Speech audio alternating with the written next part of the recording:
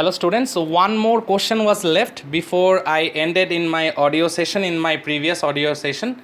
One more question was left to end the broad question part from landscape of the soul. Now the question, the third one that is left is eye of the landscape. So let me continue with this. Another very important question related with CBSE sample question. So let me go through the question once, then I will clarify the answer part also. Man is the eye of the landscape, says Frankos Cheong. Discuss this concept on the basis of reading Landscape of the Soul. Now, Frankos Cheong, he is actually an art critic and a painter also. So, his concept, now why he told that man is the eye of the landscape, we have to note it, we have to learn about it. The role of man in this universe can be explained with the help of the Duist view of the universe. Duism or Duist came from Wu Daozi. The name actually came, the nomenclature actually came from, the concept came from Wu Daozi. Duism recognizes two contrasting. Dua means two. Remember students, dear students, dua means two. DOA, dua means two. Duism recognizes two contrasting but complementary elements in the universe. And what are those contrasting yet complementary elements? Yin and yang. Now by this time you are very much familiar that what is yin and what is yang, and obviously their characteristic differences also are clear to you all now. Yang is active, masculine, stable, warm and dry, whereas yin is receptive, moist, feminine and cool. And remember about horizontal and vertical direction also.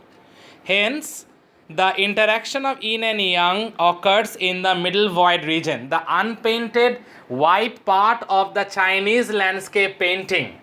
That white unpainted part is referred as the middle void region. And in terms of the world's perspective, we human beings act as the empty middle void, empty space, or rather the middle void region in terms of interaction between heaven and earth. So that is the bigger perspective. So let me continue. The interaction of yang and yin occurs in the middle void region. Hence this middle void is essential, as nothing can happen without it. The importance of man and his fundamental role in the universe can be explained in the light of Duism. I talked about heaven and earth, and I talked about human beings acting as the middle void, or acting in interaction between heaven and earth as the middle empty space. So I repeat this line. Hence this middle void is essential, as nothing can happen without it. The importance of man and his fundamental role in the universe can be explained in the light of Duism. Man exists in the space between heaven and earth. He is the medium of communication between both the poles of the universe. And what are both the poles? One is heaven, one is earth. And he is actually the medium of communication, or in other words, the cord of interaction between the heaven and earth. And man acts as the middle void. Middle void, if we consider it from the world's perspective. Man exists in the space between heaven and earth. He is the medium of communication between both poles of the universe, even if it is only suggested. He occupies an important position in the universe. He is not lost or oppressed by the lofty peaks. Man's presence is very important, as he is the most important feature, or as Frankos Cheong said, he is the eye of the landscape. So his role can't be denied. Human beings' role, or humans' role, or man's role can't be denied.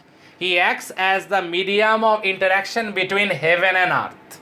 And according to Frankos Cheong, that is the reason that human beings, though he conquered the lofty peaks, he is actually the eye of the landscape, if we consider it from the world's perspective. So man's presence is essential, as he is the most important feature or the eye of the landscape. We cannot see without eye. Similarly, the universe is incomplete without man. This is a very logical statement to end the answer. We cannot see without eye. Similarly, the universe is incomplete without man.